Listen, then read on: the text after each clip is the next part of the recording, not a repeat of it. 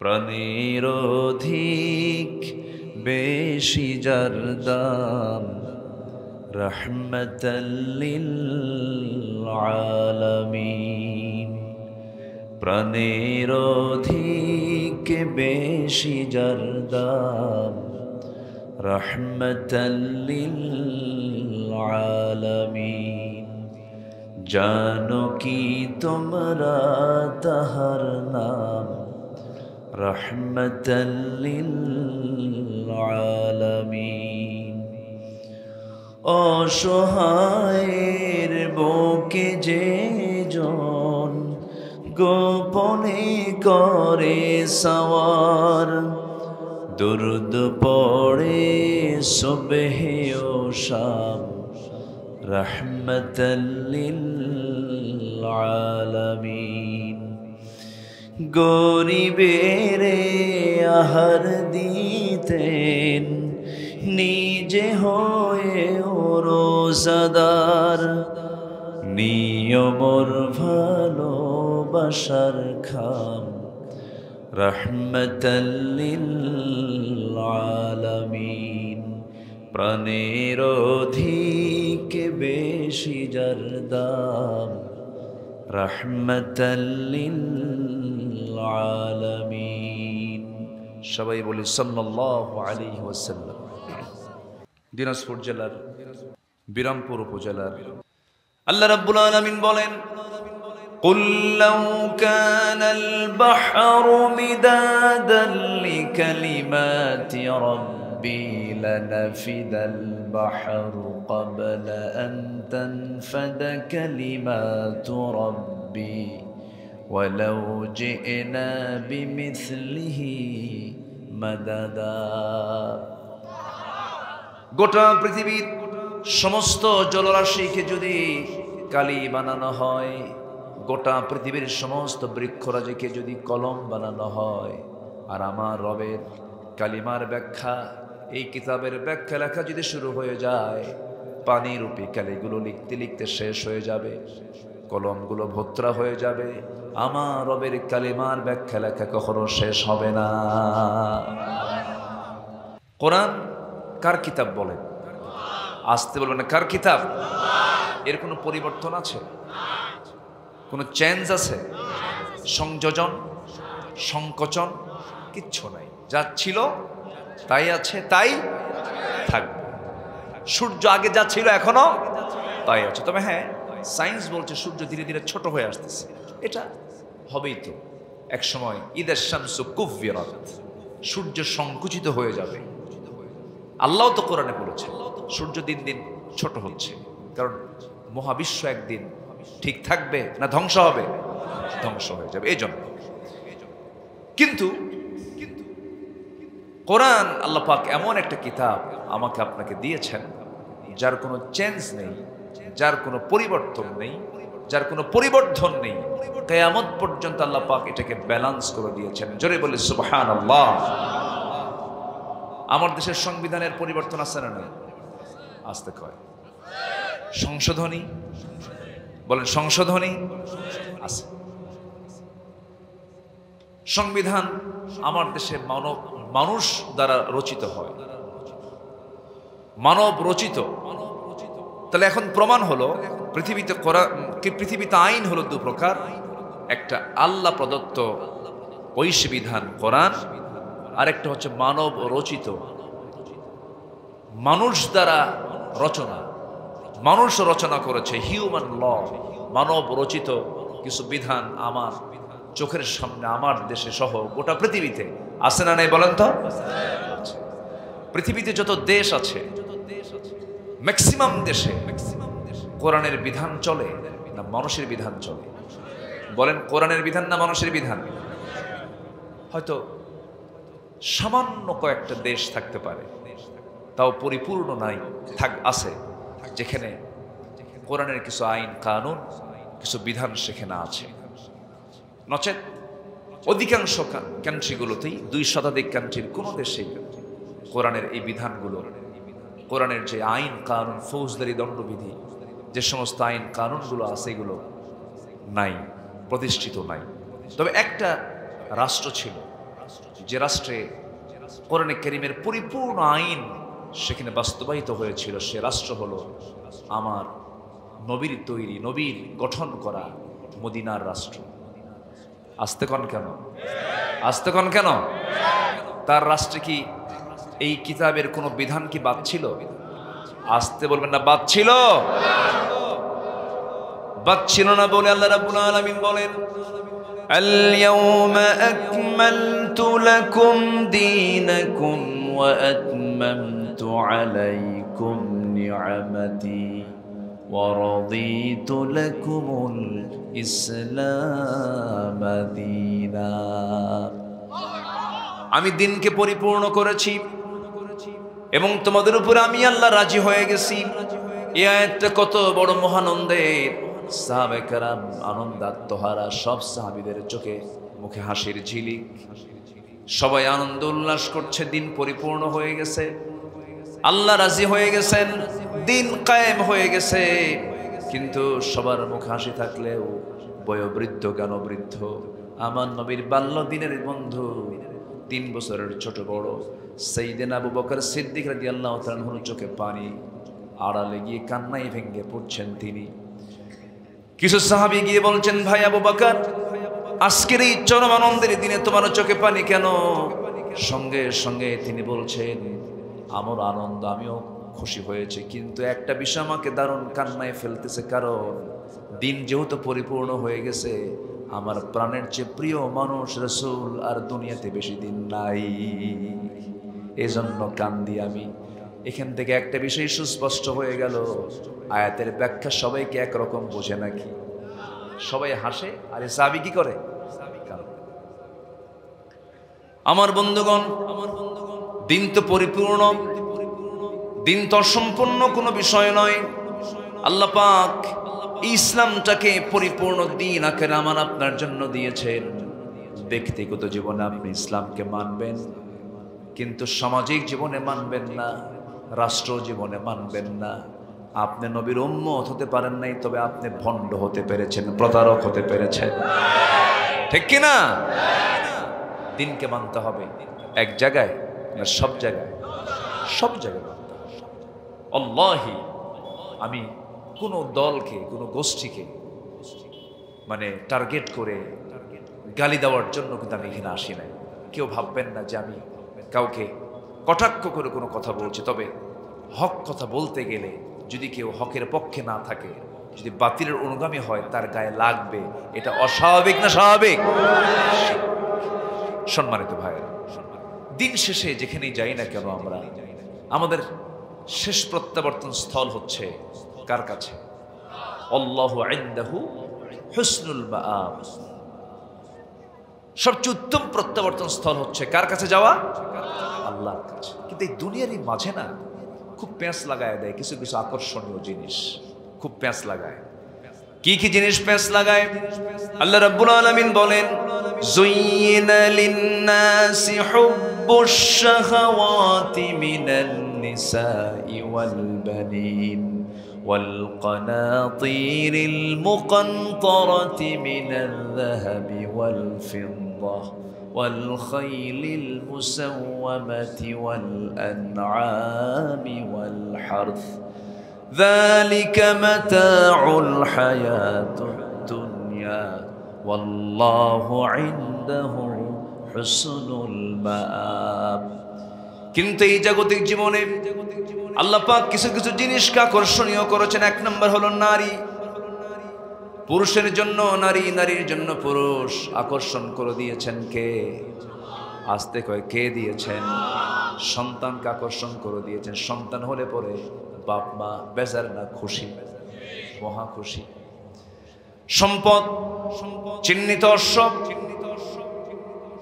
চাষের আবাদ, এগুলো পঞ্জীবিত স্বর্ণরৌপ্য, এগুলোর প্রতি মানুষের আকর্ষণ করে দেওয়া হয়েছে। কিন্তু আল্লাহ বলছেন, বান্দারে এই আকর্ষণটা থাকবে, তবে শোনো, আমার কাছে ফিরে আসাটাই হলো সবচেয়ে উত্তম জায়গা। জোরে বলেন সুবহানাল্লাহ।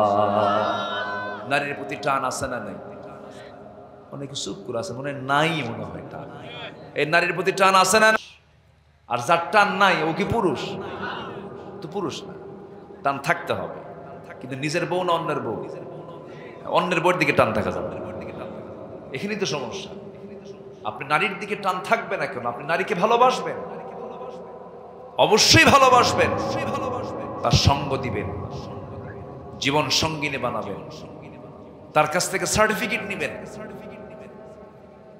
আল্লাহর বান্দা পৃথিবীতে আসবে, সহবাস হবে, সবই হবে, কিন্তু অবৈধ না বৈধ?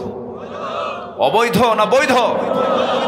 নারীকে কামনা করা, যৌন কামনা করা, সম্পদ উপার্জন করা, সম্পদের প্রতি যে একটা আকর্ষণ, লোভ, এটা কি অবৈধ না বৈধ? বৈধ, কিন্তু হতে হবে অবৈধ কায়দায় না বৈধ কায়দায়? বৈধ কায়দায়।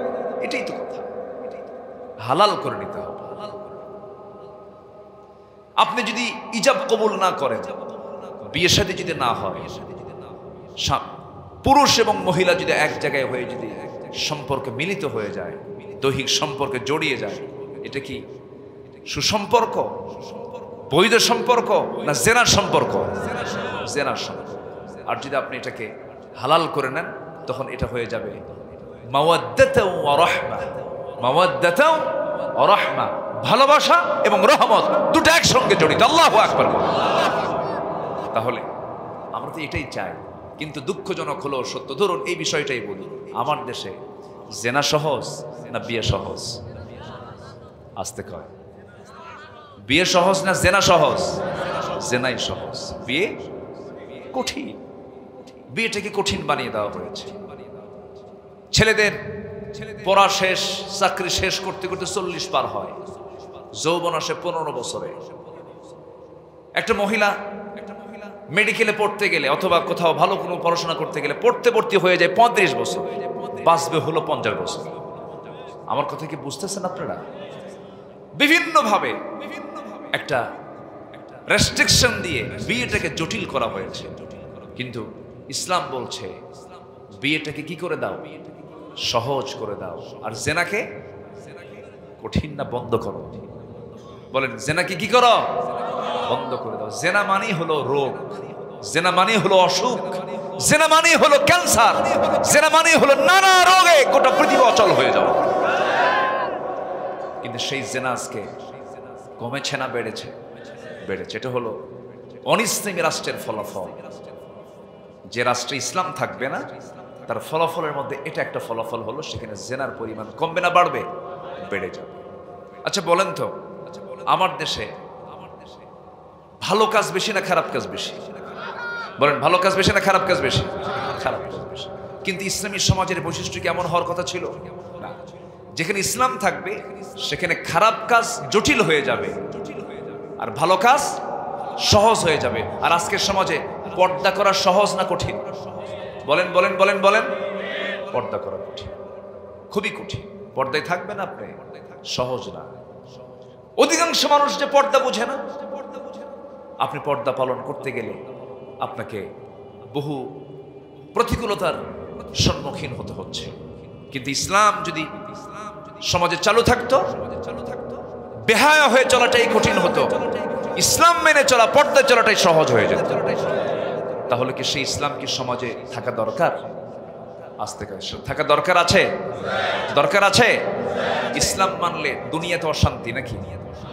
দুনিয়াতে অশান্তি? দুনিয়াতে কি বলেন? শান্তি। আখেরাতে মুক্তি।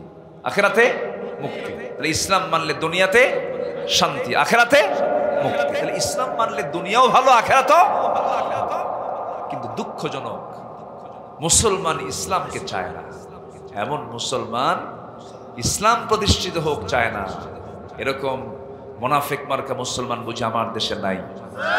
আসতে বলবেন না, আছে না নাই? এরকম চিন্তা মাথায় নিয়ে কি জান্নাত পাওয়া যাবে? টিকিট কেটেছেন পঞ্চগড়ের, কিন্তু যাচ্ছেন ঢাকার দিকে, যাওয়া হবে? নিয়ত ঢাকা, টিকিট কোথাকার? লাভ হবে কাম হবে? কাম হবে। টিকিটটা রাইট করতে হবে। আমাকে আপনাকে জান্নাতের রাস্তায় উঠতে হলে একটা রাস্তায় আমাকে আপনাকে আল্লাহ রাব্বুল আলামিন দান করেছেন। যারা পারেন ঠোঁট মিলিয়ে বলুন, ইহদিনাস সিরাতাল মুস্তাকিম সিরাতাল্লাযীনা আন'আমতা আলাইহিম গায়রিল মাগদুবি আলাইহিম ওয়ালাদ-দাল্লিন। এরপরে আরো জোরে, আরো জোরে। একটা পথে আমাকে আপনাকে চলতে হবে। ইসলাম থেকে একটু এদিক সেদিক হয়ে গেলে জান্নাত পাওয়া যাবে না। আল্লাহ রাব্বুল আলামিন সুন্দর করে বলছেন, মুনিবিনা ইলাইহি ওয়াত্তাকুহু ওয়া আকিমুস সালাহ ওয়া লা তাকুনু মিনাল মুশরিকিন। আল্লাহমুখী হয়ে যাও, নামাজকে কায়েম করো, শিরক মুক্ত সমাজ রাষ্ট্র গড়ে তোলো। আমার আপনার কাজ হলো কি? রাসূল যে কাজ করেছেন সেই কাজ আর আমার কাজের মধ্যে কোনো তফাৎ আছে নাকি? রাসূলকে আল্লাহ পাক কেন পাঠিয়েছেন? ইসলামকে প্রতিষ্ঠার জন্য পাঠিয়েছেন। আল্লাহ পাক আমাকে নামাজ পড়তে বলেছেন, রাসূলকে বুঝি নামাজ পড়তে বলেন নাই? রাসূলই তো আমার অনুকরণীয়, অনুসরণীয় আদর্শ। রাসূল যা করেছেন আমাকে তাই করতে হবে। মা আতাকুমুর রাসূলু ফাখুযুহু ওয়া মা নাহাকুম আনহু ফান্তাহু। রাসূল যা নিয়ে এসেছেন তা তোমরা ধরো, যা নিষেধ করেছেন তা তোমরা ছেড়ে দাও।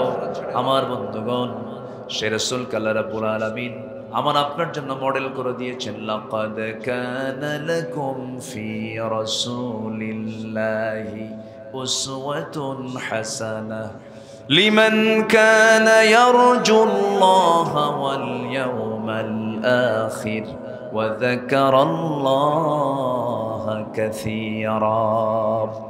তোমাদের জন্য উত্তম আদর্শের বাস্তব নমুনা কেউ নয়, একমাত্র একজন ব্যক্তি, মুহাম্মদ সাল্লাল্লাহু। রাসূলকে মানো। রাসূলকে কেন পাঠানো হলো? কোরআনকে বলুন কোরআন। সেই মহামানব, সেই রাসূলকে কেন পাঠানো হয়েছে? কোরআন তুমি বলে দাও। কোরআন জবাব দিচ্ছে একাধিক জায়গায়, হুয়াল্লাযী আরসালা রাসূলাহু বিল হুদা ওয়া দীনিল হক লিইয়ুযহিরাহু আলাদ-দীনি কুল্লিহি ওয়া কাফা বিল্লাহি শাহীদা। রাসূলকে কেন পাঠানো হলো? আল্লাহ বলছেন আমি তাকে এই জন্য পাঠিয়েছি যেন পৃথিবীর যত তৈরি করা আইন কানুন আছে সমস্ত আইন কানুনের উপরে, সমস্ত মানুষের বিধিবিধানের উপরে যেন তিনি দ্বীনকে বিজয়ী করতে পারেন, ইসলামকে বিজয়ী করতে পারেন। এই লক্ষ্যেই আমি আমার রাসূলকে এই দুনিয়াতে পাঠিয়েছি। জোরে বলুন সুবহানাল্লাহ। রাসূল কি সে লক্ষ্য পূরণ করেননি? রাসূল কি সে লক্ষ্য পূরণ করেননি? বাড়ি কোথায়? মক্কায়। চলে গেছেন কোথায়? বলেন কোথায় গেছেন? নানির বাড়ি বেড়াতে। নানির বাড়ি বেড়াতে গেছেন। বদরে গেছেন রাসূল, উহুদে গেছেন রাসূল, খন্দকে গিয়েছেন রাসূল, তায়েফে গোটা শরীর রক্তাক্ত হয়ে গেছে, গোটা শরীর তার দাগ ছিল, মার খেয়েছেন। খন্দকের পরিখা খনন করতে গিয়ে কোমর হারিয়ে ফেলেছেন। খন্দকের যুদ্ধের পরের সময় থেকে মৃত্যুর দিন পর্যন্ত আমার রাসূল কুজো হয়ে নিচু হয়ে হেঁটেছেন, কোমরটা সোজা করতে পারেননি। উহুদের পরের দিন থেকে নিয়ে মৃত্যুর দিন পর্যন্ত আমার নবীজির কথা অস্পষ্ট হতো, সামনের দুটো দাঁত ভাঙ্গা ছিল। যদি বিশ্বনবীর শরীর থেকে দিন কায়েমের জন্য যদি দাঁত ভাঙতে হয়, কোমর হারাতে হয়, রক্ত ঝরাতে হয়, দেশ ছাড়তে হয়, যে নবীর সম্মান আল্লাহ পাক তার পরেই দিয়েছেন, যে রাসূল রাস্তায় হাঁটলে পরে তার মাথার উপরে দিনের আলোতে এক খণ্ড মেঘ সূর্যের নিচে আল্লাহ পাক তার সম্মানে রেখে দিতেন। সেই রাসূলকে যদি দিন কায়েমের জন্য যদি এতটা যদি ত্যাগ স্বীকার করতে হয়, সেই দিন কায়েমের জন্য তার উম্মতের এমন সুন্নত, এমন আদর্শ লালন করার চিন্তা মাথায় নেওয়ার দরকার আছে না নাই? আসতে বলবেন না, আছে না নাই? সব তো দেখলাম, সব দেখা শেষ করেছি। দেখে কি কোনো কিছু বাদ আছে বলেন তো? কোনো দেখা বাদ নেই। এই জাতি শুধু প্রতারিতই হলো, শুধু প্রতারিতই হলো। আমার দেশের অর্ধশিক্ষিত অশিক্ষিত কৃষক কৃষিকাজ করে দেশকে আগায় দিল। গার্মেন্টসের শ্রমিকরা, সকল শ্রমিকরা সীমিত মূল্যে, সীমিত পারিশ্রমিকে কাজ করে দেশকে আগায় দিল। প্রবাসীরা পাখির মতো ঝুলে ঝুলে কাজ করে বিদেশ থেকে প্রবাস থেকে টাকা পাঠালো, রেমিটেন্স পাঠালো, দেশ এগিয়ে দিল। সবাই এরা অশিক্ষিত, প্রবাসী, শ্রমিক, এরপরে কৃষক, দেশকে আগায় দিল। দেশকে পিছায় দিল কারা? যারা কলমের খোঁচা দিয়া নেতৃত্বের আসনে বসে কোটি কোটি টাকা যারা লোপাট করে যারা দেশ থেকে যারা পাচার করেছে তারা। আমরা সব দেখা শেষ করেছি, ভাষণ শুনেছি, আইয়ুবের শাসন দেখেছি, সব দেখেছি, আমাদের চাচা এরশাদের তাল বেতাল দেখেছি এবং হরতাল দেখেছি। সব দেখা শেষ। আগামীর দেশ আমরা দেখতে চাই ইসলামের বাংলাদেশ, কোরআনের বাংলাদেশ। রাজি আছেন কারা কারা? হাত উঁচু করে দেখান মুসলমান।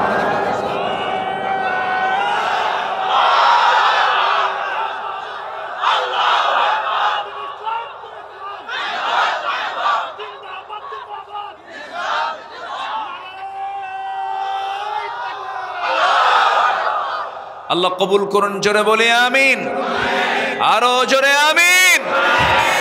আমরা কোনো ব্যক্তি পূজা করি না, আমরা কোনো অন্ধ আনুগত্য করি না। আমরা ওই নেতার ততক্ষণ আনুগত্য করব যে ওই নেতা যতক্ষণ আল্লাহর নবীর আনুগত্য করবেন। আমরা কোনো ব্যক্তি পূজা করার জন্য দুনিয়াতে আসি নাই। আমরা আনুগত্য করতে এসেছি মূলত এক নাম্বার কার? আসতে বলবেন না কার? নাম্বার 2 হচ্ছে মুহাম্মদ সাল্লাল্লাহু। কষ্ট পাচ্ছেন? কষ্ট মনে করা যাবে না। আমাদের টার্গেট হলো জান্নাত। আমাদের টার্গেট কি বলেন? সবাই কি জান্নাত পেতে চান? জান্নাত পেতে চান? ইসলাম না মেনে, হ্যাঁ, নামাজ না পড়া। আমার দেশে নামাজি লোক বেশি না বিড়ি খাওয়া লোক বেশি? আলহামদুলিল্লাহ। হাই রে, বিড়ি খায়, এত বিড়ি, পানও খান, পান খান, কিন্তু 3টা খান, 4টা খান, 3 বেলার খাবার পরে খান, সমস্যা নাই। 60টা পান খায় একসাথে, 60টা সারাদিনে, 70টা। এ তো ছাগলের মতো কারবার। এত কেন? 5 টাকা করে দাম। আপনি যদি 60টা পান খান, দিনে গেল কত?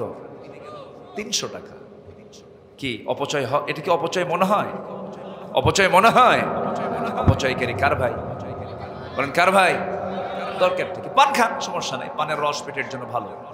পানের সাথে আবার হাকিমপুরি রহমতুল্লাহ আলাইহি কেন? এখানে কথা আছে। পান খান। দাদি মানুষ, বুড়ি হয়ে গেছে, ঠোঁটটা লাল না হলে কেমন হয়? খান, জর্দা খান। খান বিড়ি মারাত্মক। এটা যে কত বড় মহামারী আমার দেশে। একটা গ্রামকে যদি আমরা হিসাব করতে যাই, বলেন তো কোন কাতার বেশি, বিড়ি খাওয়া না না খাওয়া? রাত 3টার দিকে উঠেও খায় তাহাজ্জুদের নিয়তে, এত খাওয়া খায়। আল্লাহ তুমি সকল নেশা থেকে জাতিকে হেফাজত করো, জোরে বলি আমিন, আরো জোরে আমিন। আবার মাহফিলে এসে জিজ্ঞাসা করে, হুজুর বিড়ি খাওয়া কি জায়েজ আছে? উনি চেষ্টায় আছেন, কেমনে জায়েজ করা? এগুলো করা যাবে না। ইমানদাররা হবে স্পেশাল। ইমানদারের চলা ফেরা, স্মার্টনেস মনে হবে ইমানদার। যদি ইমানদারের গায়ে যদি বিড়ির গন্ধ থাকে, এটা কি হলো বলেন তো? হওয়া যাবে না। জান্নাতে কোনো দুর্গন্ধ থাকবে না, কোনো ধোঁয়া নিয়ে, আগুন নিয়ে আমাদের এগুলো কারবার করার দরকার নেই। আমরা বাদ দেব। জোরে বলি ইনশাআল্লাহ, আর জোরে বলি ইনশাআল্লাহ। রাগ করলে মনে হয় হুজুর সব তো শুধু মানাই করতেছে না। যেটা শরীরের জন্য খারাপ, ইসলাম কখনো অনুমোদন দিতে পারে না। নামাজ আমরা সবাই পড়তে রাজি আছি তো ইনশাআল্লাহ? জান্নাতের চাবি কি বলেন? বলেন জান্নাতের চাবি কি বলেন? মিফতাহুল জান্নাহ আস-সালাহ। জান্নাতের চাবি হলো কি বলেন?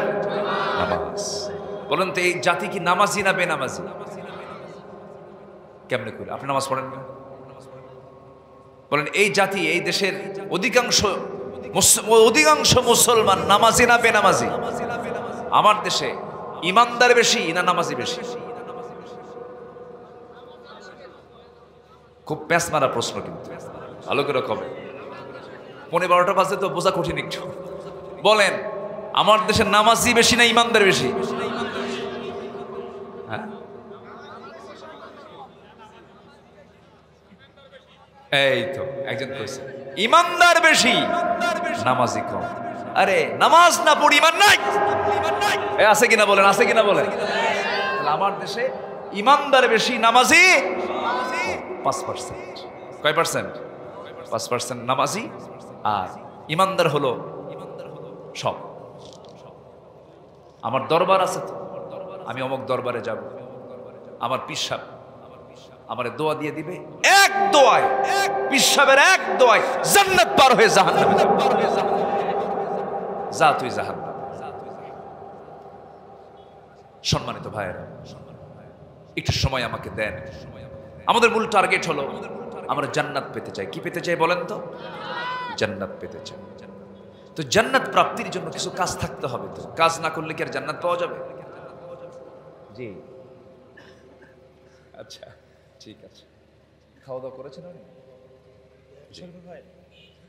আপনি? খাইছেন?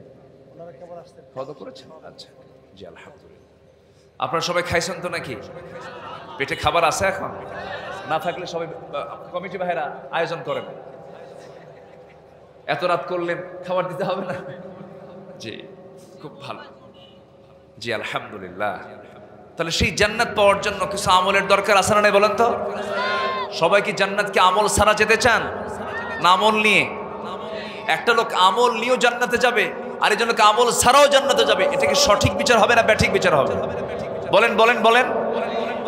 চিন্তা করেন, একটা লোক কষ্ট করলো, আমল করলো, এত কষ্ট করে সারা জীবন ইবাদত করলো, সেও জান্নাত পেল, আর আপনি চান্সে আছেন আমি আমল না করি জান্নাতে যাব। বলেন তো এই বিচার কি সঠিক হলো? আল্লাহকে বিচার কি ব্যাঠিক করবেন? মনে হয় ব্যাঠিক করবেন। আল্লাহ রাব্বুল আলামিন বলেন وَأَقِيمُوا الْوَزْنَ بِالْقِسْطِ وَلَا تُخْسِرُوا الْمِيزَانَ। ওজনটাকে সঠিক করো, ওজনকে কম বেশি করো না। বিচারের হেরফের হবে না সেই দিন। যার যে প্রাপ্তি সেদিন তাই সে পেয়ে যাবে। فَأَمَّا مَنْ ثَقُلَتْ مَوَازِينُهُ فَهُوَ فِي عِيشَةٍ رَاضِيَةٍ وَأَمَّا مَنْ خَفَّتْ مَوَازِينُهُ فَأُمُّهُ هَاوِيَةٌ فَمَنْ يَعْمَلْ مِثْقَالَ ذَرَّةٍ خَيْرًا يَرَهُ وَمَنْ يَعْمَلْ مِثْقَالَ ذَرَّةٍ شَرًّا يَرَهُ। যারা পরিমাণ ভালো কাজ করবে তাও সেদিন সে দেখতে পাবে, যারা পরিমাণ মন্দ কাজ করবে তাও সেদিন সে দেখতে পাবে। কম বেশি করা হবে না, যা প্রাপ্তি তাই হয়ে যাবে। আমার বন্ধুগণ, সামনে ভয়ঙ্কর জাহান্নাম, সামনে আমরা সামনের দিনগুলো আসবে যখন জাহান্নাম আল্লাহ পাক রেখে দিয়েছেন, জান্নাতটাও রেখে দিয়েছেন। এই জান্নাত এবং জাহান্নামের যে কোনো একটা জায়গা আমার আপনার জন্য বরাদ্দ হয়ে যাবে। চোখ বন্ধ করে দিল থেকে বলুন তো, আমরা জাহান্নাম চাই না জান্নাত চাই? জাহান্নাম চাই না জান্নাত চাই? জান্নাত পাওয়ার জন্য কিছু আমল আজকে আমি আপনাদেরকে শিখাই দিতে চাই। 15টা কাজ কোরআন থেকে বেছে বেছে আমি বের করেছি। মোটামুটি 15টা কাজ যদি কোনো বান্দা করে জান্নাত পেয়ে যাবে। কার ওয়াদা? আসতে বলবেন না, কার ওয়াদা? আল্লাহর ওয়াদা। 1 নাম্বার পুঁজি হলো ঈমান আনা। কি আনা বলেন? ঈমান আনা। আমি কি একটা বলেছি? 15টা কাজের কি একটা বলেছি আমি পর্যন্ত? একটা বলেছি। কেবল কি? ঈমান আনা।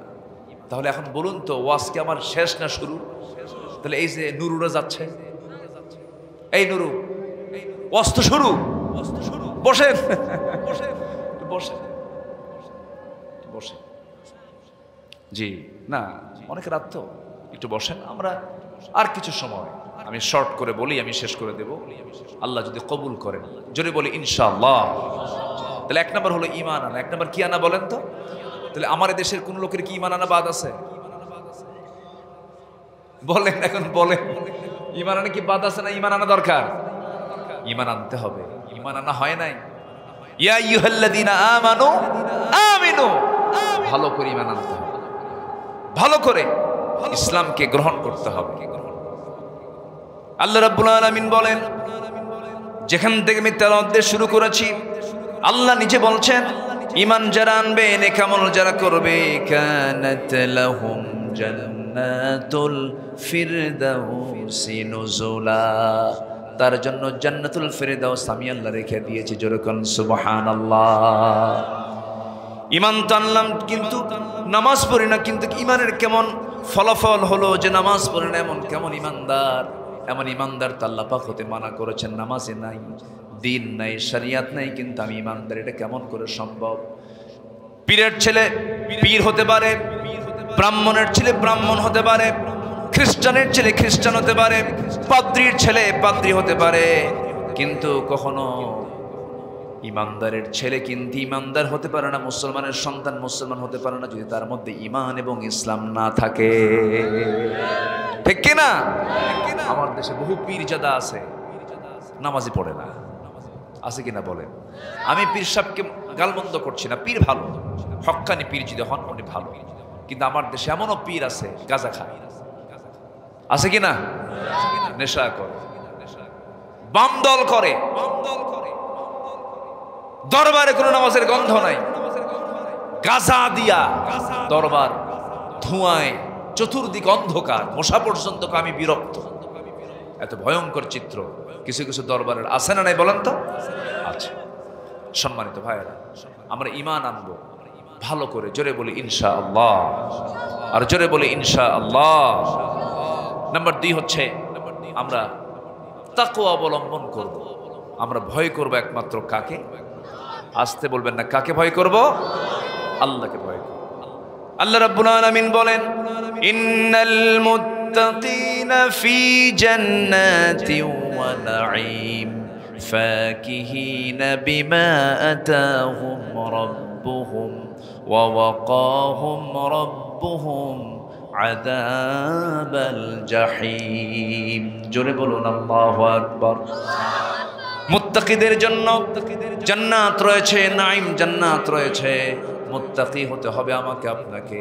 মুত্তাকি কারা? যাদের মধ্যে 5টা গুণ থাকবে, কোরআন খুললেই তার পরিচয় পাওয়া যায়। যারা পারেন ঠোঁট মিলে আমার সঙ্গে বলুন, হুদাল্লিল মুত্তাকিনা আল্লাযীনা ইউমিনুনা বিল গায়বি ওয়া ইউকিমুনাস সালাহ ওয়া মিম্মা রাযাকনাহুম ينفقون والذين يؤمنون بما أنزل إليك وما أنزل من قبلك وبالآخرة هم يوقنون أولئك على هدى من ربهم وأولئك هم المفلحون জোরে বলুন আল্লাহু আকবার। মুত্তাকিদের 5টা কাজ। কয়টা কাজ বলেন? 5টা কাজ। নাম্বার 1 হলো আল্লাহকে না দেখে বিশ্বাস করা। আল্লাহকে দেখে বিশ্বাস করতে গেলে সে আল্লাহকে দুনিয়াতে কখনো খুঁজে পাবে না।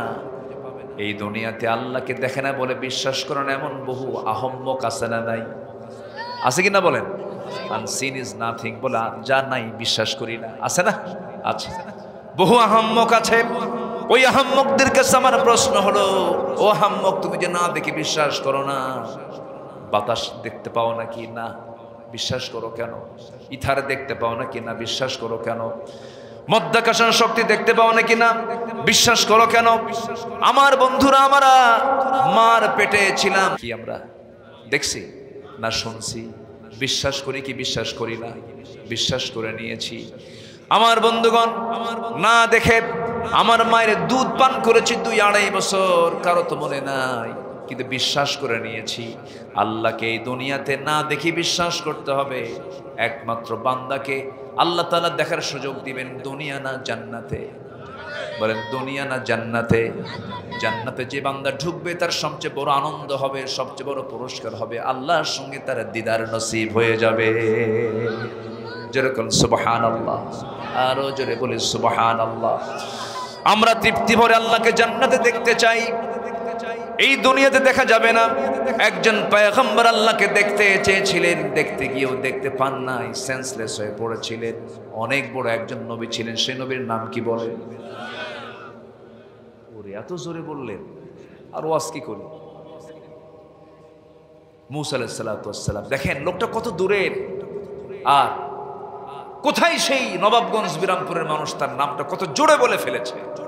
আল্লাহ তাআলা এই মানুষটার নামকে কিভাবে উচ্চকিত করেছেন, এই লোককেও চেনে। আবার ওনারই প্রতিদ্বন্দ্বী, এই নবীর প্রতিদ্বন্দ্বী ছিল একজন কাফের। কে? ফেরাউনকে চেনেন না? চেনে, কিন্তু চেনার ভিতরে তফাত আছে। মুসাকে চেনে মানুষ হলো সুনামে। কি নামে? সুনামে। আর ফেরাউনকে চেনে কু নামে চেনে। এজন্য হয়তো এখানে যদি বলা হয় মুসা নামে কে আছে, দুই একটা হাত উঠবে। ইব্রাহিম নামে নাই? কি আছে দেখি? ইব্রাহিম কই? দেখি হাত তোলেন। এই যে ইব্রাহিম সামনে দাঁড়ায় আছে, বাপ, এই যে আমাদের আব্বা। আমাদের বাপ কে? আরো যেরকম মিল্লাতে আবিকুম ইব্রাহিম আছে, তার ছেলে ইসমাইলও থাকার কথা। ইসমাইল কই? ওই যে হাত তুলছে ইসমাইল, ওই যে পিছনে ইসমাইল। তাহলে ইব্রাহিম, ইসমাইল 1, ইসমাইল 2। তাহলে ইব্রাহিম পাওয়া গেল, ইসমাইল পাওয়া গেল। এরকম করে ইউনুস পাওয়া যাবে, ইউসুফ পাওয়া যাবে, দাউদ পাওয়া যাবে, মুসা ঈসা পাওয়া যাবে। দেখি ফেরাউন হাত তোলে। আছে ফেরাউন নামে কেউ আছে? গোটা দুনিয়া জুড়ে কারো নাম কি ফেরাউন পাবেন? ফেরাউনের নাম কোরআনে থাকার পরেও কেউ ভুল করেও তার সন্তানের নাম কি রাখে না? ফেরাউন রাখে। কেন? এর মূল কারণ হলো ওর মধ্যে কি নাই? ঈমান নাই। বলেন কি নাই? কি নাই? কি নাই? কি নাই? আমার দেশেও 16 বছর ফেরাউন ছিল। আসতে কান কেন? কি ছিল? ফেরাউন ছিল। ফেরাউনের রোগ ছিল, মূল ফেরাউন, ওর রোগ ছিল হলো ক্ষমতা ছাড়া যাবে না। প্রয়োজনে মারো মানুষ। মায়ের পেট চিরে ছেলের সন্তান বের করে হত্যা করেছে ক্ষমতাকে পাকাপোক্ত করার জন্য। এই 16 বছর কি করছে? হত্যা করেছে কিনা বলেন? আলেমরা কি বাদ পড়েছিল? আল্লামা সাইদির মতো একটা সূর্য সন্তান, জাতির সূর্য সন্তান আল্লামা সাইদির মতো মানুষকেও তারা রেহাই দেয়নি। সম্মানিত বন্ধুগণ, একটা বিষয় মাথায় রাখবেন, আল্লাহ সব সহ্য করেন, কোন জায়গায় জুলুমকে আল্লাহ পাক সহ্য করেন না। রাষ্ট্রের জুলুম, পরিবারের জুলুম, পরিবারের জুলুম আছে না নাই? কিছু কিছু স্বামী আছে বউদেরকে খুব জ্বালায়, আছে কিনা? খুব অত্যাচার করে, জুলুম করে, বউকে অত্যাচার করে, জুলুম করে। আবার কিছু কিছু মহিলাও আছে স্বামীকেও জ্বালায়, আছে কিনা বলেন? বইয়ের অত্যাচারে বাড়ি ঘর ছেড়ে চলে যায়, এরকমও আছে। হ্যাঁ হ্যাঁ, বিষ খায়ও মরে। আসছে বাবা, বিষ খায়ও। তাহলে জুলুম আছে না নাই বলেন তো? জুলুম কোন জায়গায় থাকা যাবে? পরিবারে না, সমাজে না, রাষ্ট্রে না, বিচারে না, কোথাও না। জুলুম যে করবে অবশ্যই তার পতন হবে ফেরাউনের মতো। কিসের মতো? পতন হয়নি? একদম সোজা গিয়ে কোন বাড়ি? মামু বাড়ি। কোথায়?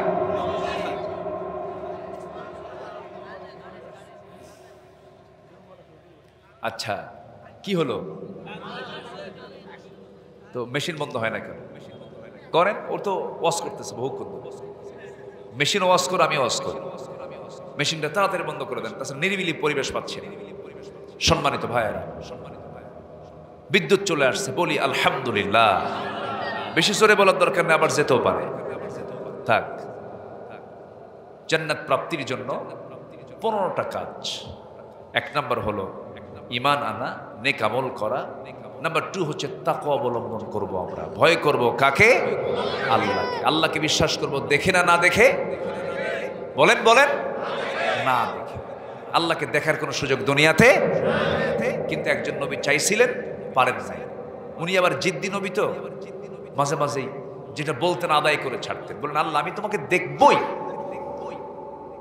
লান তারানি, আমাকে কখনোই দেখতে পারেন, চেষ্টা করি। আল্লাহ বলেন তুর পাহাড়ে আসো। তুর পাহাড়ে গেলেন, 600 মাইল দূরে। মুসকি মুসকি হাসলেন। আল্লাহ বলছেন মুসা হাসো কেন? আল্লাহ তোমার কারবার দেখে হাসি কেন? 600 মাইল দূরের পাহাড়ের নাম নিলে, আশেপাশে তো বহু পাহাড় ছিল, আমি তবুও কম না। আমি মুসা তোমাকে দেখতেই যাবো। জোরে বলেন সুবহানাল্লাহ। কষ্ট করে গেছেন, দেখতে পাননি। আল্লাহকে দেখা সম্ভব না দুনিয়াতে, এই চর্মচক্ষু দিয়ে আমরা আল্লাহকে দেখতে পাবো না। আল্লাহকে আমরা জান্নাতের চোখ দিয়ে তৃপ্তি ভরে দেখবো জান্নাতে। জোরে বলি ইনশাআল্লাহ। জান্নাত কত আনন্দের জায়গা, জান্নাত কত বরকতের জায়গা। জান্নাতে নহর থাকবে 4টা। কয়টা বলেন তো? 4টা নদী থাকবে, 4 ধরনের। মধুর নহর, শরাবের নহর, দুধের নহর, এরপর পানির নহর। এই 4টা নহর দিয়ে জান্নাতকে চতুর্দিক থেকে সাজানো হবে এবং সর্বনিম্ন যে জান্নাত দেওয়া হবে তার জান্নাতটা হবে হলো 10টা পৃথিবীর মতো একটা জান্নাত। একটু আস্তে কোন সুবহানাল্লাহ। কয়টা পৃথিবী বলেন? ছোট হয়ে গেছে মনে হয়, ছোট হয়ে গেছে। কত বড় নিয়ামত আল্লাহ পাক সামনে রেখে দিয়েছেন। তো এই এত বড় নিয়ামত পাবেন আপনি এই শুধুমাত্র 7 দিনে 1 দিন নামাজ পড়া। এটা কেমনে সম্ভব? আল্লাহর দাসত্ব করতে হবে। 1 আনা না 16 আনা। মুত্তাকি কারা? নাম্বার 2 হলো নামাজ কায়েম করবে যারা। নাম্বার 3 হলো মিম্মা রাযাকনাহুম ইউনফিকুন, যারা আমার রিজিক থেকে কিছু দান করবে আমার পথে। এবং নাম্বার 4 হলো কিতাবকে যারা বিশ্বাস করবে। নাম্বার 5 হলো পরকালকে যারা বিশ্বাস করবে। আল্লাহ বলছেন এই সমস্ত বান্দাগুলো প্রকৃত সফল কাম। জোরে কোন সুবহানাল্লাহ। কিন্তু বিষয় হলো ঈমানটাকে টিকে রাখা, মুত্তাকি হয়ে টিকে থাকা সহজ কোনো বিষয় নয়। ঈমান আনা সহজ, কিন্তু টিকে থাকা কঠিন। আল্লাহ রাব্বুল আলামিন বলেন আহাসিবান নাস আইয়ুতরাকু আইয়াকুলু আমান্না ওয়া হুম লা ইফতানুন। মানুষের কি ধারণা ঈমান এনেছি এতটুকু শব্দ বললাম আর আমি তাকে ছেড়ে দেব? না না, অবশ্যই তাকে পরীক্ষা করা হবে। আমার রাসূলকেও পরীক্ষা করা হয়েছে। আদম থেকে শুরু করে আমার রাসূল পর্যন্ত যত পয়গম্বর এসেছেন, আশাদ্দুন নাস বালাউল আম্বিয়া সুম্মাল আমসাল ফাল আমসাল, সবচাইতে বেশি বালা মুসিবতের সম্মুখীন হয়েছেন আম্বিয়া কেরামরা, সাহাবে কেরামরা। এত বড় মুসিবত আসার পরও তারা বলেছেন আল্লাযীনা ইযা আসাবাতুহুম মুসিবাতুন ক্বালু ইন্না লিল্লাহি ওয়া ইন্না ইলাইহি রাজিউন। জোরে বলুন আল্লাহু আকবার। আমার ভাইয়েরা, বিপদ যখন এসেছে, মুসিবত যখন এসেছে, সেই সময় ওই সমস্ত ইমানদার বান্দারা বলেছেন সব কিছুর ফয়সালা একমাত্র কার? আসতে বলবেন না কার? আল্লাহর। কার পক্ষ থেকে বিপদ আসে? কার পক্ষ থেকে মুসিবত আসে? আল্লাহর পক্ষ থেকে মুসিবত আসে। আমার বন্ধুগণ, সাহাবে কেরামদের ঈমান, তাদের ঈমানের পরীক্ষা আমাদের জন্য মডেল। একজন সাহাবীর কথা হঠাৎ করে মনে হয়ে গেল। বহু কথা, বহু ঘটনা বহুবার বলেছি আমি, হঠাৎ করে আজকে মনে হলো আবার। দিন গ্রহণ করেছেন আপন চাচা, দিন গ্রহণের খবর জানে না। আপন চাচা ডাক দিয়ে বলছে আমার ভাতিজা, তুই নাকি দিন গ্রহণ করেছিস, কতটুকু সত্য বল। এবার ভাতিজা বলছে চাচা, আপনাকে বলতে আমার কোনো ভয় নাই, কারণ আমি কাউকে ভয় করে ঈমান আনি নাই। বুক উঁচু করে বললাম আশহাদু আল্লা ইলাহা ইল্লাল্লাহু ওয়াহদাহু লা শারীকা লাহু ওয়া আশহাদু আন্না মুহাম্মাদান আবদুহু ওয়া রাসূলুহু। আমি সাক্ষ্য দিচ্ছি আল্লাহ ছাড়া কোনো ইলাহা নাই, মুহাম্মদ সাল্লাল্লাহু আলাইহি সাল্লাম আল্লাহর প্রেরিত বান্দা এবং রাসূল। সঙ্গে সঙ্গে চাচা বলছে ভাতিজা শোন, তুই যে ঘোষণা দিলি এই ঘোষণাই প্রমাণ হলো তুই আমার বাপ দাদার ধর্মের চুনকারি মানলি। তুই কি জানিস সেটার ফলাফল কি হতে পারে? সব সম্পত্তিগুলো তোর থেকে আমি কেড়ে নেব। মুস্কি হাসি মেরে বললেন চাচা, সম্পদ কেড়ে নেওয়ার কোনো দরকার নাই। আমি যে ঈমান নামক যে দিন গ্রহণ করেছি, আমি যে ঈমান গ্রহণ করেছি, যে সম্পদ গ্রহণ করেছি, এই সম্পদের কাছে এই সম্পদ কিচ্ছু না।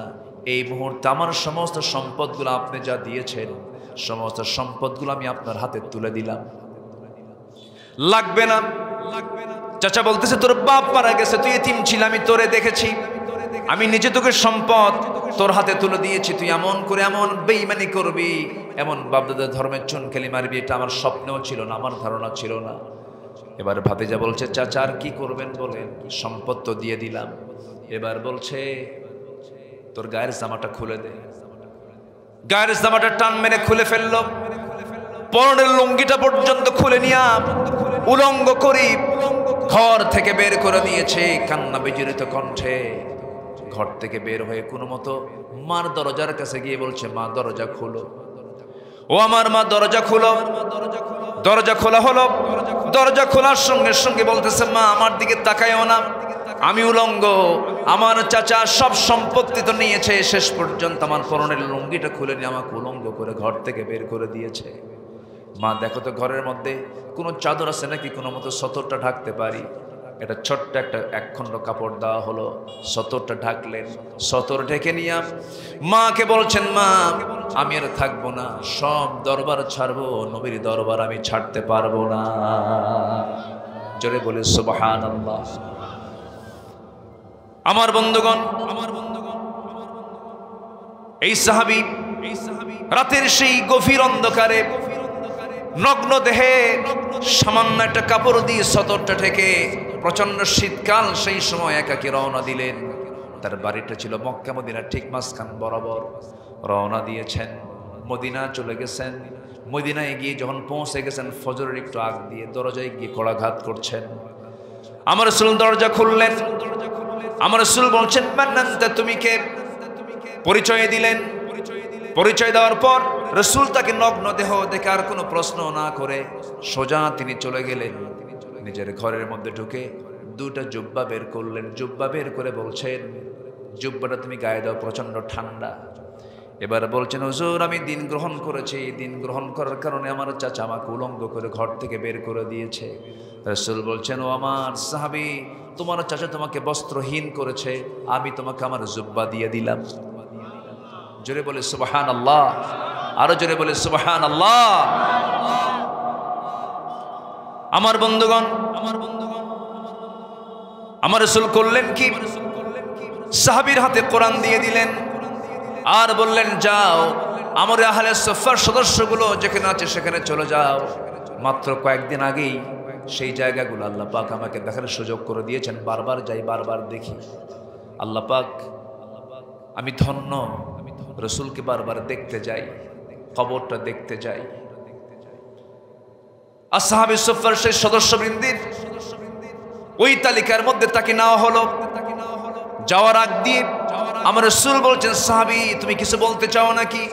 সাহাবী কান্না বিজড়িত কণ্ঠে বলছেন ইয়া রাসূলুল্লাহ আপনি আমার জন্য একটু দোয়া করুন। রাসূল বলছেন তোমার জন্য আমি এমনটা দোয়া করব আল্লাহ পাক তোমার জান এবং মাল যেন কাফের বেঈমানদের জন্য হারাম করে দেন। সাহাবী আশ্চর্য হয়ে বলছেন হুজুর এমন উল্টা দোয়া আপনি আমার জন্য করলেন কেন? আমার তো মন চাচ্ছিল আমি জিহাদে অংশগ্রহণ করে শহীদ হয়ে সোজা আল্লাহর জান্নাতে চলে যাব। কাফের বেঈমানদের জন্য আমার জান এবং মাল যদি হারাম হয়ে যায় আমি শহীদ হব কেমনে?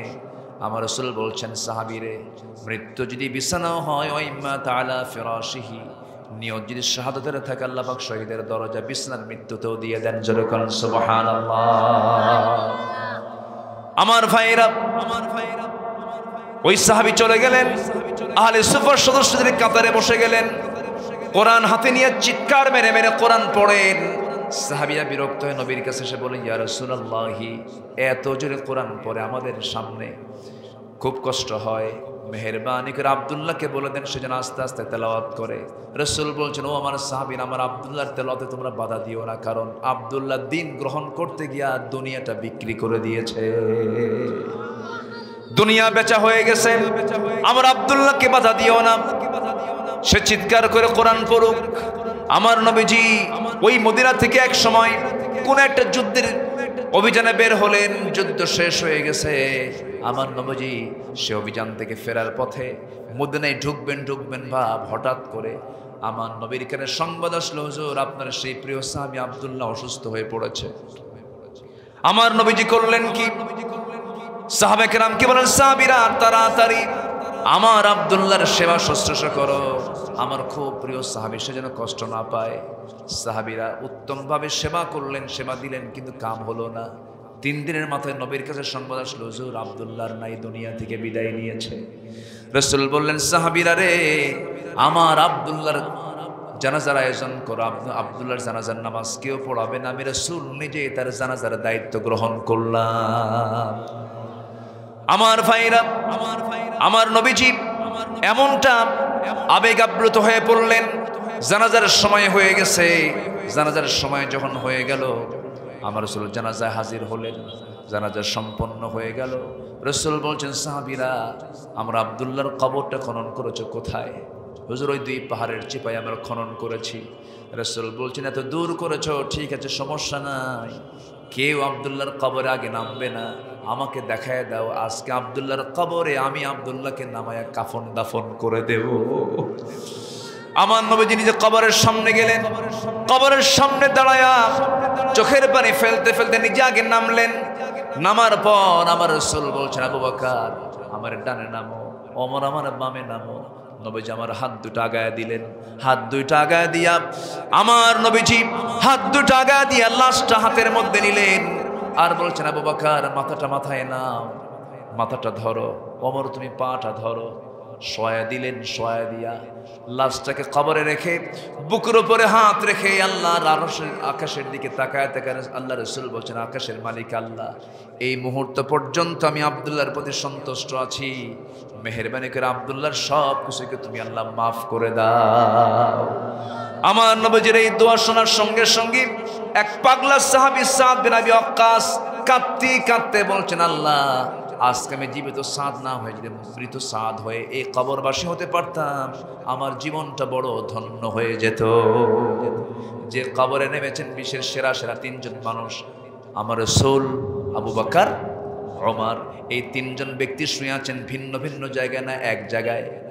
বলেন, ভিন্ন ভিন্ন জায়গায় না এক জায়গায়? এক জায়গায় শুয়ে আছেন।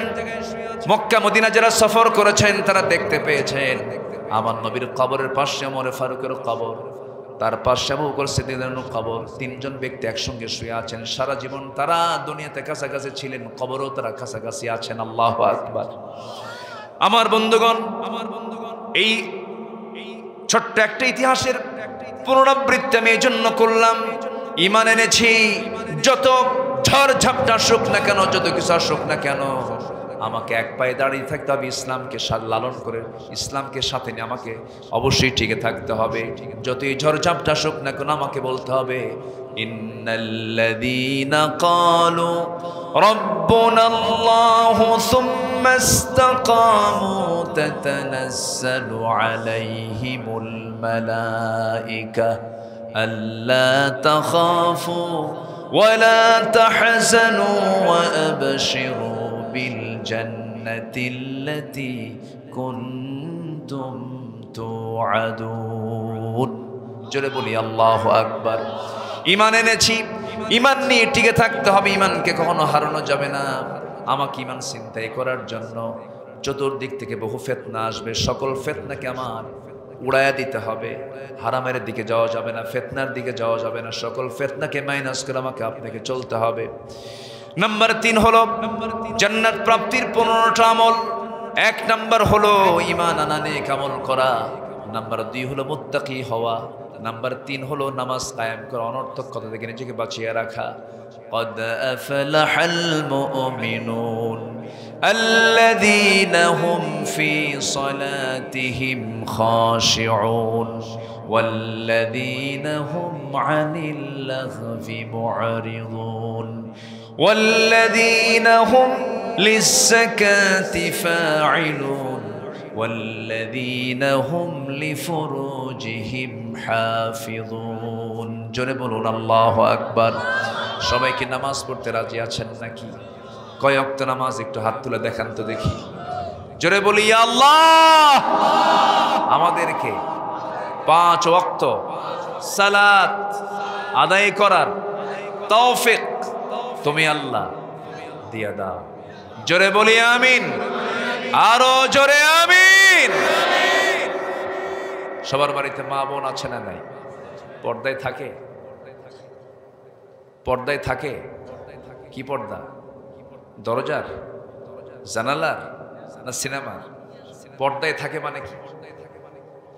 সিনেমার পর্দায় তো থাকে, থাকে না? ওই পর্দায় থাকা যাবে না।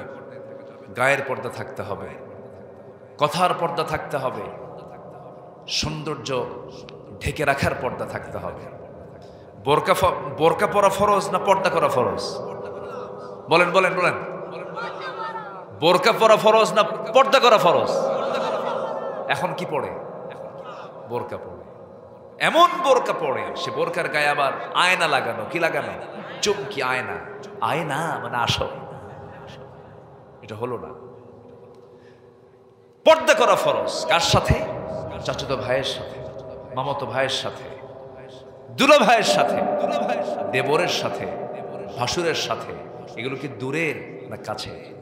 বলে দূরের না কাছের? কাছে। এই পর্দাটাই হচ্ছে অরিজিন পর্দা। যে ফ্যামিলিতে দুলা ভাই শালীকে দেখতে পারে চোখে, যে ফ্যামিলিতে দেবর ভাবিকে দেখতে পায় না, সরাসরি দেখতে পায় না, পর্দায় থাকে, এগুলো হচ্ছে পর্দার পরিবার। তাহলে বোরকা পরলে পর্দা হয় না, পর্দার বিষয়টা সম্পূর্ণ ভিন্ন। আবার বলছি না যে বোরকা পরবেন না, না, বোরকা পরতে হবে। বোরকা বোরকা পরতে হবে, ঠিক আছে, কিন্তু সারা বছর বোরকা পরে, বিয়ের দিন বোরকা ছাড়ে। বিয়ের দিন অধিকাংশ মহিলা বোরকা পরে। কেন জানেন? ওই যে বাবার বাড়ির থেকে 4-5 ভরি সোনা পাইছে, এই যে দেখো, আছে না নাই? বোরকা পরলে তো দেখা যাচ্ছে, এই জন্য বোরকা পরে না।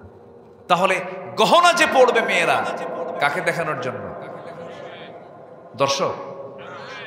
কি যেন দর্শক কইল? ও আপনি কইছেন না? ও দর্শকদের না, বোরকা কি বলে, যত সাজা গোছা মেয়েদের সব সাজগোজ করবে শুধু এক পুরুষকে সন্তুষ্ট করার জন্য। তার নাম কি? তার নাম কি বলেন? স্বামী ছাড়া অন্য কাউকে সন্তুষ্ট করার জন্য কোন সাজগোজ করা কোন নারীর জন্য জায়েজ কখনো? হ্যাঁ হ্যাঁ, ওয়াজ কি খেলে আমি পারি? চলে ভাদুরিয়া, ভাদুরিয়া, ও ভাদুরিয়া না, ভাদুরিয়া বাজার মার্কেটে ঢং ঢং করে চলে যায়। স্বামী কেমন ধমক দেয়, তুমি কি মার্কেট বুঝো? কসু বোঝো?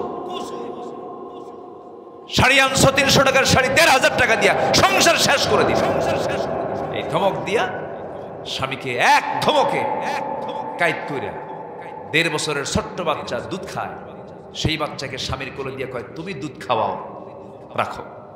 চলে গেল মার্কেটে ঢং ঢং করে, দোকানদারের সামনে গিয়া 3 পিস পইরা, চুলটা ছেড়ে দেওয়া, হাই হিল পরে, পাশে একখান ভ্যানিটি ব্যাগ নিয়ে, লাল লিপস্টিক লাগায়া, চোখে কি লাগায়?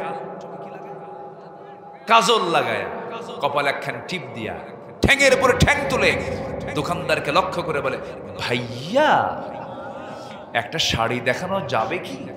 দোকানদারও কম না, দোকানদার শাড়ি একখান বের করে বুকের সঙ্গে বুক লাগায়া, মানে গায়ের সঙ্গে লাগায়া, শাড়িটা নিজের দেহের সঙ্গে সুন্দর করে লাগায়া বলে, আপা আপনাকে কিন্তু এই শাড়ি দারুণ মানাবে। ওটা আরেক বদমাইশ। এ আছে না নাই? এই সমস্ত বেহায়া পরার প্রদর্শনী আমরা মুসলিম সমাজে দেখতে চাই না, আমরা এগুলো দেখতে চাই না। সবার বাড়িতে মা বোন আছে, আমরা অবশ্যই এই বিষয়ে খেয়াল রাখার চেষ্টা করার দরকার আছে না নাই বলেন তো? আচ্ছা, আমরা খেয়াল করব। আল্লাহ কবুল করুন। জোরে বলে আমিন, আরো জোরে আমিন। জান্নাত পেতে রাজি আছেন তো সবাই? কয়টা কাজ? 15টা। চলছে কয় নাম্বার? 3 নাম্বার। অনেক লম্বা কথা, আমি তো শর্ট করে বলছি। নাম্বার 4 হলো রোজা পালন করা। শুধু রমজান মাস নয়, প্রত্যেক মাসে রোজা আছে না নাই বলেন? নফল রোজাগুলো আছে, এগুলো মাঝে মাঝে আমরা পালন করব। রোজা রাখলে পরে চোখের যে গুণাটা কন্ট্রোল হয়ে যায়, নফসের যে খাহেসাত কমে যায়। মাঝে মাঝে আমরা রোজা রাখবো, শরীরের জন্য ভালো। নাম্বার 5 হলো জীবনের সকল জায়গায় ভরসা করব আল্লাহকে। বিপদ এসেছে, আল্লাহ সুদিন এসেছে আল্লাহ, ছেলের সন্তান হয়েছে আল্লাহ, আবার মরে গেছে তাও আল্লাহ। কি কষ্ট, কষ্ট নেব আমরা? অসন্তুষ্ট হব আমরা? বারবার মেয়ে সন্তান হয়, মনটা খারাপ হয়ে যায়। মেয়ে সন্তান হলো কেন, বউটাকে গালিগালাজ দেয়। এমনকি কিছু কিছু স্বামী আছে বউকে বলে তোর পেট পচা, আছে কিনা? এমনকি বউকে তালাকও দেয়, বউকে তালাকের রেকর্ড আছে। বারবার মেয়ে হওয়ার কারণে কি করছে? তালাক দিয়েছে। কত বড় মূর্খ, অসভ্য হলে সে আচরণটা করতে পারে না। সন্তান ছেলে হোক মেয়ে হোক না হোক, আকিবা ইহাবু লিমান ইয়াশাউ ইনাসা ওয়া ইয়াহাবু লিমান ইয়াশাউ যুকুর, যা হয় হোক না কেন, ছেলে মেয়ে অথবা পঙ্গু অথবা প্রতিবন্ধী যাই হোক না কেন, বুক উঁচু করে বলতে হবে আলহামদু। জোরে বলেন আলহামদু। একটা বারের জন্য মন খারাপ করা যাবে না। মেয়ের সন্তান হলে পরে চেহারা কালো হয়ে যায়। আমার নবী বলুন তো, প্রশ্ন করি, নবী বলুন তো, নবী মেয়ের বাপ না ছেলের বাপ? মেয়ের বাপ না ছেলের বাপ? মেয়ের বাপ। রাসূল মেয়েদের বাপ ছিল, ছেলেদের বাপ। মা কানা মুহাম্মাদুন আবা আহাদিম মির রিজালিকুম, তিনি মেয়েদের বাপ ছিলেন। আমার নবীজি মেয়েদের পক্ষে কথা বলেছেন বেশি। ইসলাম মেয়েদেরকে অধিকার দিয়েছে বেশি। ইসলাম নারীকে সম্পদের পরিমাণ বেশি করে দিয়েছে। বলুন তো, পুরুষের সম্পদের ক্ষয় হয় না মেয়েদের সম্পদের ক্ষয় হয়? কার ক্ষয় হয়? যা যায় পুরুষের আর জমা থাকে মেয়েদের। এরপরও মেয়েরা কয় ঠকাইছে। কি করছে? ঠকাইছে। মেয়েদের কোনো ক্ষয় নাই। আল্লাহ তাদেরকে সিকিউরিটি করে সম্পদ সংরক্ষণের ব্যবস্থা করে দিয়েছেন। আমার আল্লাহ তাআলা মেয়েদেরকে অধিকার দিয়ে দিয়েছেন বেশি। লিযযাকারি মিসলু হাযযিল উনসাইন, পিতামাতার পৈতৃক সম্পত্তি ভাগ বন্টনের জন্য আল্লাহ রাব্বুল আলামিন আগে মেয়েদের ভাগটা বের করে দিয়েছেন। আগে মেয়েদেরকে দিয়ে দাও। ভাইরা কি তা করে? কি করে? করে করে করে। আল্লাহ বলছেন মেয়েদেরকে আগে দিয়ে দাও, আর ওরা আগে এক যুগ ধান খায়। এক যুগ ধান খাওয়ার পর আবার ধান্দায় থাকে জমিটা নেওয়া যায় কেমনে। মাঝে মাঝে ঘন ঘন দাওয়াত দিয়া পাশে বসায় বলে, বোন একটা কথা বলি কি, অংশ নিলে না ধ্বংস হয়। কত বড় বাটপার এ আছে না নাই? এগুলো করা যাবে না। যা হয় কার ফয়সালা? আল্লাহর ফয়সালা। আপনি যা পাবেন এটাই। আপনি অন্যের দিকে তাওয়াক্কুল করবেন কেন? তাওয়াক্কুল ভরসা করব বোনের সম্পত্তিতে না আল্লাহর কাছে? আল্লাহর কাছে। ওয়া মান ইয়াতাওয়াক্কাল আলাল্লাহ ফাহুয়া হাসবুহ।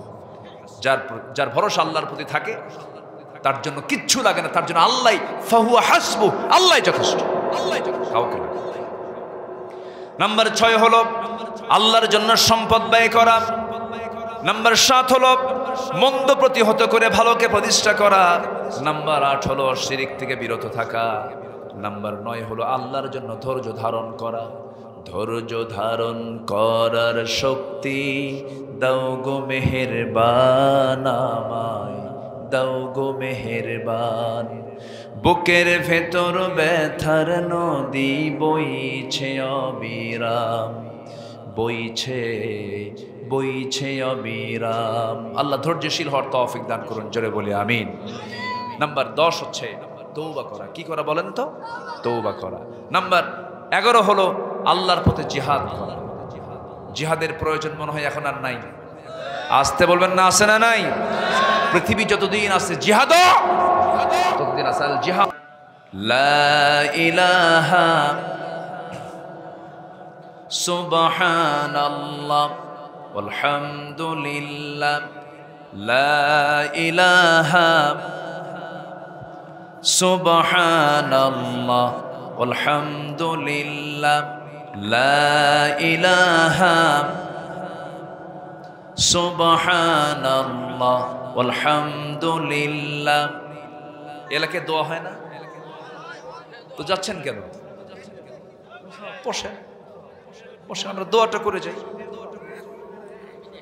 শোনেন, দোয়া নিয়ে আমরা কোনো মাতামাতিও করব না। জানা কি বলে, ঈদের নামাজের তাকবীর নিয়ে আমাদের কোনো গন্ডগোল করার দরকার নাই। যে 6 তাকবীরে পড়ে পড়ুক, যে 12 তাকবীরে পড়ে পড়ুক, এটা নিয়ে এটা হারাম ওটা হারাম, এগুলো করতে গিয়ে আমরা ভ্রাতৃত্ব নষ্ট করবো না। জোরে বলি ইনশাআল্লাহ। একটু বসেন, আমরা দোয়ায় শামিল হই। দোয়া করলে লস নাই। আমরা বসি, উদউনি আস্তাজিব লাকুম, আমাকে ডাকো আমি তোমার ডাকে সাড়া দেব। আমরা আল্লাহর কাছে চাবো, আমরা আল্লাহর কাছে বলবো আল্লাহ যেন আমাদেরকে মাফ করে দেন। জি আসুন আমরা চাই আল্লাহর কাছে বলে আল্লাহ যেন আমাদের গুনাহগুলোকে মাফ করে দেন।